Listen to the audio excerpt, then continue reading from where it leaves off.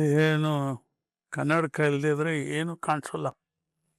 ಏ ರಾಯ್, ಆ ದೇವ್ರಲ್ಲಿ ಕನ್ನಡಕ ಇಟ್ಬಿಟ್ಟಿದ್ದೀನಿ ನೋಡು. ಸರಿ ಯಜಮಾನ್ರೆ. ಅದಿಲ್ಲದೆ ಇದ್ರೆ ಒಂದು ಅಕ್ಷರನೂ ಸರಿಯಾಗಿ ಕಾಣಿಸೋದಿಲ್ಲ.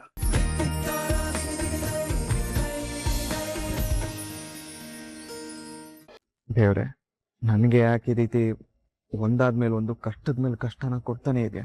ನನ್ನನ್ನೇ ನಂಬ್ಕೊಂಬಂತಿರೋಳ್ನ ಕಣ್ಣಲ್ಲಿ ಕಣ್ಣಿಟ್ಟು ಕೊನೆ ತನಕ ಕಾಪಾಡ್ಕೋಬೇಕು ಅಂತ ಆಸೆ ಪಟ್ಟಿತ್ತಪ್ಪ. ಜೀವಕ್ಕಿಂತ ಹೆಚ್ಚಾಗಿ ಪ್ರೀತಿಸೋ ನನ್ನ ಹೆಂಡ್ತಿನ ನನ್ನ ಅಂಗೈಯಲ್ಲಿ ಇಟ್ಕೊಂಡು ನೋಡ್ಕೋಬೇಕು ಅಂತ ಆಸೆ ಪಟ್ಟಿತ್ತಪ್ಪ.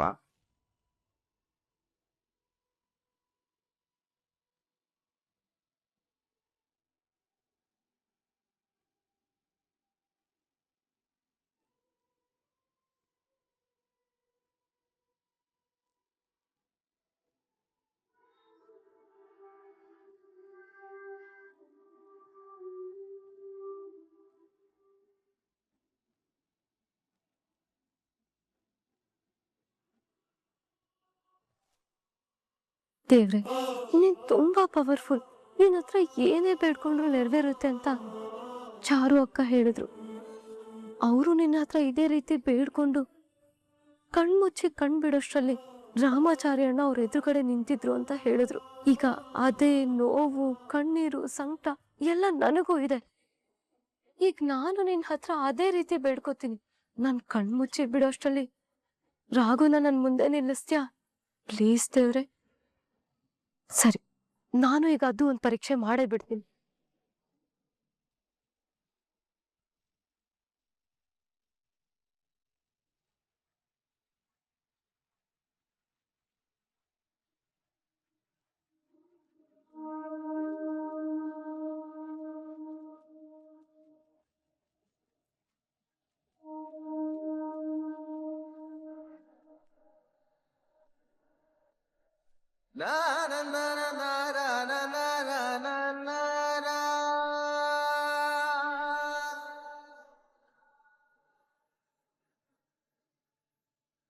ರಾಘು, ಝಾನ್ಸಿ ಮೇಡಮ್, ನೀವಿಲ್ಲಿ? ಈ ದೇವ್ರು ಸತ್ಯದ ದೇವ್ರು ರಾಘು. ನಂಬಿಕೆನ ಸುಳ್ಳು ಮಾಡದೇ ಇರೋ ದೇವ್ರು. ದೂರ ಆಗೋ ಪ್ರೇಮಿಗಳನ್ನ ಒಂದು ಮಾಡೋ ದೇವ್ರು. ಸಮಸ್ಯೆಗಳನ್ನ ಸರಿ ಮಾಡೋ ದೇವ್ರು. ಸಂತೋಷನ ಮಾತ್ರ ವರವಾಗಿ ಕೊಡೋ ದೇವ್ರು. ಏನ್ ಹೇಳ್ತಿದ್ದೀರಾ ಝಾನ್ಸಿ ಮೇಡಮ್? ಹೌದು ರಾಘು, ನಾನ್ ಹೇಳಿದ್ ನಿಜ. ಇಷ್ಟೊತ್ತು ನಾನ್ ದೇವ್ರ ಹತ್ರ ಏನ್ ಬೇಡ್ಕೋತಿದ್ದೆ ಗೊತ್ತಾ? ನಾನ್ ಕಣ್ಮುಚ್ಚಿ ಬಿಟ್ಟಾಗ ನೀನ್ ನನ್ ಮುಂದೆ ಇರ್ಬೇಕು ಅಂತ ಬೇಡ್ಕೋತಿದ್ದೆ. ನಾನ್ ಕಣ್ಬಿಟ್ಟು ನೋಡ್ದಾಗ ಅದೇ ರೀತಿ ನನ್ ಮುಂದೆ ಇದ್ಯಾ. ಹಾಗಿದ್ರೆ ಎಲ್ರೂ ಹೇಳ್ದಾಗೆ ಈ ದೇವ್ರಿಗೆ ಎಷ್ಟು ಶಕ್ತಿ ಇದೆ ಅಲ್ವಾ? ಮೇಡಮ್, ನಾನು ನಿಮ್ಮನ್ನ ಭೇಟಿ ಮಾಡ್ಬೇಕು ಅಂತ ಅನ್ಕೊಂಡಿದ್ದೆ, ಆದ್ರೆ ಇಲ್ಲಿ ಭೇಟಿ ಮಾಡ್ತೀನಿ ಅಂತ ಅನ್ಕೊಂಡಿರ್ಲಿಲ್ಲ. ನಿಮ್ಮನ್ನ ನೋಡಕ್ಕೆ ನಿಮ್ ಮನೆಗೆ ಬರೋಣ ಅಂತ ಅನ್ಕೊಂಡಿದ್ದೆ.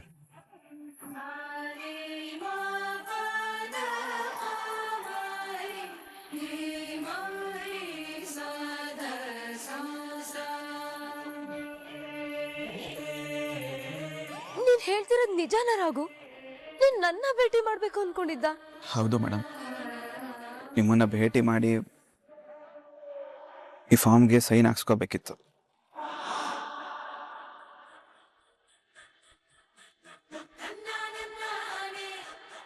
ಅದಕ್ಕೆ ಹೇಗೆ ಭೇಟಿ ಮಾಡೋದು ಅಂತ ಯೋಚನೆ ಮಾಡ್ತಿದ್ದೆ. ಆದರೆ ನೀವೇ ನನ್ನ ಎದುರುಗಡೆ ಸಿಗ್ತೀರಾ ಅಂತ ನಾನು ಅನ್ಕೊಂಡಿರ್ಲಿಲ್ಲ. ಸತ್ಯ, ಸೈನ್ ಹಾಕ್ಸೋದಿಕ್ಕೆ ಮನೆ ತನಕ ಬರುತ್ತ. ಸೈನಾ? ಯಾವ ಸೈನು? ಈ ಡೈವರ್ಸ್ ಪೇಪರ್ಗೆ ಮೇಡಮ್.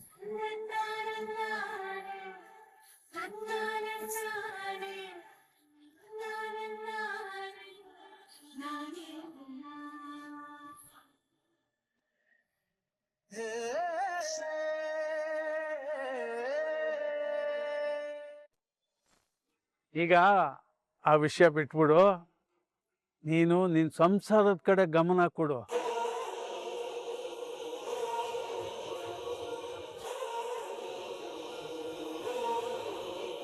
ಎಲ್ರು ಚೆನ್ನಾಗಿದ್ದಾರಾ? ನಮ್ಗೇನ್ ತಾತ, ನಾವು ತುಂಬಾ ಹ್ಯಾಪಿ ಆಗಿದ್ದೀವಿ. ನೀವ್ ನಿಮ್ಮ ಆರೋಗ್ಯದ ಕಡೆ ಗಮನ ಕೊಡಿ. ಮೊಮ್ಮಗಳೇ, ನನ್ನ ಆರೋಗ್ಯಕ್ಕೇನಮ್ಮ, ನೀನು ಸಂತೋಷವಾಗಿದ್ದೀಯಾ ಅಂತ ಗೊತ್ತಾಗ್ಬಿಟ್ರೆ ಸಾಕು, ನನ್ಗೆ ಅದೇ ಮೆಡಿಸನ್ನು. ಆರೋಗ್ಯವಾಗಿದ್ದೀನಿ, ನಾ ತುಂಬಾ ಹ್ಯಾಪಿ ಆಗಿದ್ದೀನಿ. ಜೆಂಟ್ಲ್ಮನ್ ಪಕ್ಕದಲ್ಲೇ ಇದ್ರೆ ಫೋನ್ ಕೊಡಮ್ಮ, ನಾನು ಮಾತಾಡ್ತೀನಿ. ಅದು ತಾತ, ರಾಘು ಸ್ವಲ್ಪ ಕೆಲ್ಸ ಇದೆ ಅಂತ ಈಗ ತಾನೇ ಹೊರಗಡೆ ಹೋದ. ಅವ್ನ್ ಬಂದ ತಕ್ಷಣ ನಾನೇ ನಿಮಗ್ ಫೋನ್ ಮಾಡಿಸ್ತೀನಿ. ಪರವಾಗಿಲ್ಲ ಬಿಡಮ್ಮ, ಪಕ್ಕದಲ್ಲೇ ಇದ್ರೆ ಮಾತಾಡೋಣ ಅಂತ ಅನ್ನಿಸ್ತು.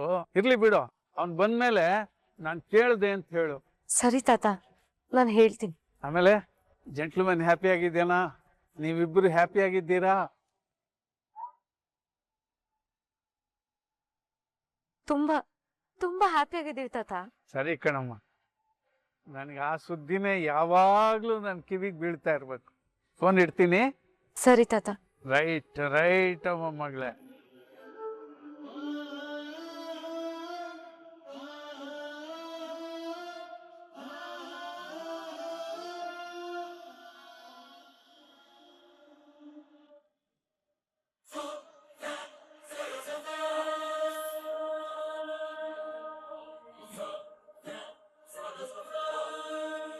$495 ಕೋಟಿ. 495 ಕೋಟಿ ಒಂದ್ಸಲ. 500 ಕೋಟಿ.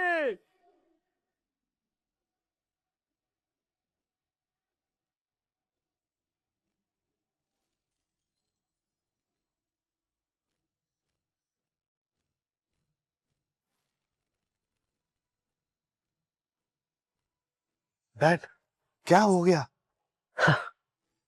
150 crores ಕೊಟ್ಟು ಯಾರು ಆ ಪ್ರಾಪರ್ಟಿ ತಗೊಳ್ಳಲ್ಲ ಅಂತ ನಾನು ಅನ್ಕೊಂಡ್ರೆ ಈ ಜೋಕರ್ ಆಕೆ 500 crores 500 crores देके वो प्रॉपर्टी मेरे से लेके गया. ಶಿಟ್. डैड ನನಗನ್ಸ್ತದೆ ನಿಮ್ ಟೈಮ್ ಯಾಕೋ ಟೀಕ್ ನೈ. ನಿನ್ನೆ ನೋಡಿದ್ರೆ 2 ನಂಬರ್ ದಂಧೆ ಮೇಲೆ ರೈಡ್ ಆಗಿ ಮಾಲೆಲ್ಲ ಸೀಸ್ ಆಯ್ತು. ಇವತ್ತು ನೋಡಿದ್ರೆ ಹರಾಜಲ್ಲಿ ಪ್ರಾಪರ್ಟಿ ಕೈ ಬಿಟ್ಟೋಯ್ತು. ನನ್ನ ಮದುವೆ ಬೇರೆ ಹತ್ರ ಬಂತು. ಜಸ್ಟ್ 3 days ಬಾಕಿ ಇದೆ. ಸಾಬ್, ನನ್ನ ಪ್ರಕಾರ ಎಲ್ಲಾ ಸಮಸ್ಯೆಗಳು ಶುರುವಾಗಿದ್ದು ಅಲ್ಲಿಂದಾನೇ ಅನ್ಸ್ತಿದೆ. What do you mean? ಹೌದು ಸಾಬ್, ಸ್ವಲ್ಪ ಯೋಚನೆ ಮಾಡಿ ನೋಡಿ. ನೀವು ಕಾಲಿಟ್ ಕಡೆ ಎಲ್ಲ ವಿಕ್ಟ್ರಿ ಸಿಗ್ತಾ ಇದ್ ನಿಮ್ಗೆ ಕಂಟಿನ್ಯೂಸ್ ಆಗಿ ಸೋಲ್ ಆಗ್ತಿದೆ. ಇದಕ್ಕೆಲ್ಲ ರೀಸನ್ ಆ ಚಾರು ಇಲ್ವಾ ನಿಮ್ಗೆ? ಏಯ್, ನನ್ ಚಾರು ಬಗ್ಗೆ ಬಕ್ವಾಸ್ ಮಾತಾಡ್ತಾ ಇದೀಯಾ? ಏ ಖಮೋಶ್, ಏಕ್ ಮಿನಿಟ್. ತುಮ್ ಬೋಲೋ ಮರು. ನಿಮ್ ಮಗನ್ನ ಮದ್ವೆ ಆಗಿ ಒಪ್ಕೊಂಡಿದ್ದಿಂದ ಸೋಲು ಶುರುವಾಯ್ತು ಅಂತ ಅನ್ಸ್ತಿಲ್ವಾ ಸಾಬ್ ನಿಮ್ಗೆ?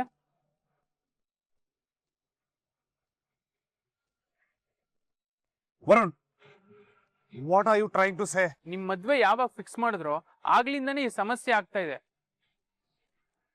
ಆ ಚಾರು ಕಾಲ್ಗುಣ ಸರಿ ಇಲ್ಲ, ಅವಳು ಅನ್ಲಕ್ಕಿ ಅಂತ ಹೇಳ್ತಾ ಇದ್ದೀನಿ. ಹೌದು ಸಾಬ್, ಸಮಥಿಂಗ್ ಇಸ್ ಗೋಯಿಂಗ್ ರಾಂಗ್.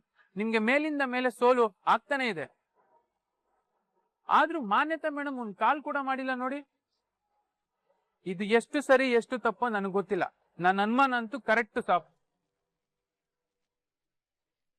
ನೀವು ಸ್ವಲ್ಪ ಯೋಚನೆ ಮಾಡಿ ನೋಡಿ ಸಾಬ್. ಏ ವಿವೇಕ್, ಕೂಲ್ ಡೌನ್. ನೋಡು, ಅವನ್ ಹೇಳೋದ್ರಲ್ಲೂ ಏನೋ ಒಂದು ಪಾಯಿಂಟ್ ಇದೆ. Take on and think.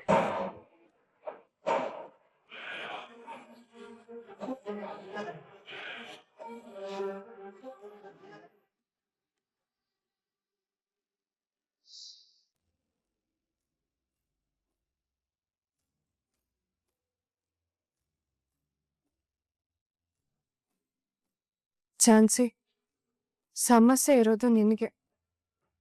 ನಿನ್ನ ಸಮಸ್ಯೆನ ನಾವು ಸರಿ ಮಾಡಬೇಕಿತ್ತು. ಆದರೆ ನೀನು ನೋಡ್ರೆ ನಮ್ಮ ಸಮಸ್ಯೆನೇ ಸರಿ ಮಾಡ್ದೆಯಲ್ಲಮ್ಮ. ನಾನೇನ್ ಮಾಡ್ದೆ ಅಣ್ಣ? ನಮಗೊಂದು ಮಾತು ಹೇಳ್ದೆ, ನಿನ್ ತಾತನ ಹತ್ರ ಹೇಳಿ ನಮ್ಗಷ್ಟು ದೊಡ್ಡ ಸಹಾಯ ಮಾಡ್ಬಿಟ್ಟು ಇವಾಗ ನಾನೇನ್ ಮಾಡ್ದೆ ಅಂತ ಕೇಳ್ತಿದ್ಯಲ್ಲ ಜಾನ್ಸಿ. ಓ ಅದಾ? ನಮ್ ತಾತ ಯಾವಾಗ್ಲೂ ಒಂದ್ ಮಾತು ಹೇಳ್ತಿದ್ರು, ನಮ್ ಜೀವನದಲ್ಲಿ 1000 ಕಷ್ಟ ಇದ್ರು ಅದು ನಮ್ಮಲ್ಲೇ ಇರ್ಬೇಕಂತೆ. ನಮಗ್ ಕಷ್ಟ ಇದೆ ಅಂತ ನಮ್ ಮುಂದೆ ತೊಂದ್ರಲ್ಲಿರೋರ್ಗೆ ನಮ್ಗೆ ಸಾಧ್ಯ ಆದ ಸಹಾಯ ಮಾಡಲಿಲ್ಲ ಅಂದ್ರೆ ಅದು ಮನುಷ್ಯ ಗುಣ ಅಲ್ಲ ಅಂತ. ಆ ಗುಣ ನಾನು ನಿಮ್ಮಿಬ್ರಲ್ಲಿ ನೋಡಿದೆ. ಹೌದು, ನಿಮ್ ಜೀವನದಲ್ಲೇ 1000 ನೋವಿದ್ರು ನನ್ನ ಜೀವನನ ಸರಿ ಮಾಡ್ಬೇಕು ಅಂತ ಒದ್ದಾಡ್ತಿದ್ರಲ್ಲ, ನಿಜವಾಗ್ಲೂ ನೀವಿಬ್ರು ಗ್ರೇ. ಹಾಗಿರುವಾಗ ನಿಮ್ ಕಷ್ಟನ ನೋಡ್ಕೊಂಡು ಸಹಾಯ ಮಾಡದೆ ನಾನು ಇರೋದಕ್ಕಾಗತ್ತಾ? ಅದಕ್ಕೆ ನಮ್ ತಾತನ್ಗೆ ಎಲ್ಲ ವಿಷಯನೂ ಹೇಳ್ದೆ. ಅವರು ತಕ್ಷಣ ಎಲ್ಲ ವ್ಯವಸ್ಥೆನೂ ಮಾಡಿದ್ರು. ಈಗ ನನಗ್ ಬೇಸರ ಆಗ್ತಿರೋದು ಅದಲ್ಲ ಅಣ್ಣ. ನಮ್ ತಾತ ನಾನಿನ್ನೂ ನನ್ನ ಗಂಡನ ಜೊತೆ ಸಂತೋಷವಾಗಿದ್ದೀನಿ, ಆ ಮನೆಯವರೆಲ್ಲ ನನ್ನ ಪ್ರೀತಿಯಿಂದ ನೋಡ್ಕೊಳ್ತಿದ್ದಾರೆ ಅಂತ ಅನ್ಕೊಂಡಿದ್ದಾರೆ. ನಾನು ಆ ಮನೆ ಬಿಟ್ಟು ಆಚೆ ಬಂದಿರೋ ವಿಷಯ ತಾತನಿಗಿನ್ನೂ ಗೊತ್ತಿಲ್ಲ. ಅವ್ರಿಗೇನಾದ್ರೂ ನನ್ನ ಮನೆಯಿಂದ ಹೊರಗಡೆ ಹಾಕಿರೋ ವಿಚಾರ ಗೊತ್ತಾದ್ರೆ ಅವ್ರಿಗೇನಾಗುತ್ತೋ ಅನ್ನೋ ಆತಂಕ ಶುರುವಾಗಿದೆ. ಈಗ ತಾತನಿಗೆ ಸತ್ಯ ಗೊತ್ತಿಲ್ಲದೆ ಇರ್ಬೋದು, ಆದ್ರೆ ಒಂದಲ್ಲ ಒಂದ್ ರೀತಿ ಗೊತ್ತಾಗೇ ಆಗುತ್ತೆ. ತಾತನಿಗೇನಾದ್ರೂ ಆದ್ರೆ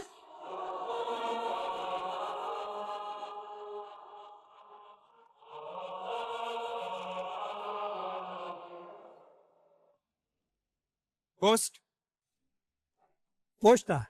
ಯಾರಿಗೆ? ಜಾನ್ಸನ್ ಅವ್ರಿಗೆ ರಿಜಿಸ್ಟರ್ ಪೋಸ್ಟ್ ಬಂದಿದೆ ಸರ್. ರಿಜಿಸ್ಟರ್ ಪೋಸ್ಟ್ ಬಂದಿದ್ಯಾ? ಸರಿ ಕೊಡಿ. ಅವರೇ ಇದ್ರೆ ಕರೀರಿ ಸರ್, ಇಲ್ಲೊಂದು ಸಿಗ್ನೇಚರ್ ಮಾಡಬೇಕು. ಜಾನ್ಸಿ ನಮ್ಮ ಹುಡುಗಿನೇ, ನಾನೇ ಸೈನ್ ಮಾಡ್ತೀನಿ, ಕೊಡು.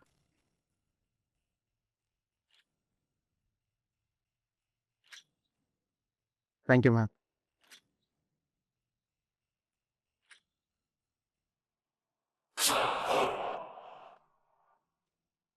ಅಪ್ಪ, ಜಾನ್ಸಿ ಹೆಸರಿಗೆ ಯಾವ್ದೋ ನೋಟಿಸ್ ಬಂದಿದೆ, ಲಾಯರ್ ಆಫೀಸಿಂದ ಬಂದಿದೆಪ್ಪ.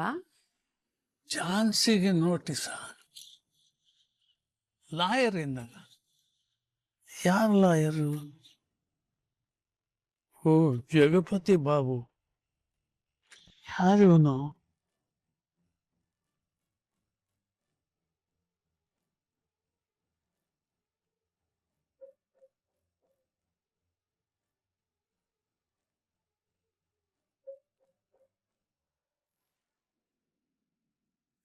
ಏನು ಕನ್ನಡಕ ಇಲ್ದಿದ್ರೆ ಏನು ಕಾಣಿಸಲ್ಲ. ರಾಯ್, ಆ ದೇವ್ರಲ್ಲಿ ಕನ್ನಡಕ ಇಟ್ಬಿಟ್ಟಿದ್ದೀನಿ ನೋಡು. ಸರಿ ಯಜಮಾನ್ರೆ. ಅದಿಲ್ಲದೆ ಇದ್ರೆ ಒಂದು ಅಕ್ಷರನೂ ಸರಿಯಾಗಿ ಕಾಣಿಸೋದಿಲ್ಲ. ತಗೊಳ್ಳಿ ಯಜಮಾನ್ರೆ.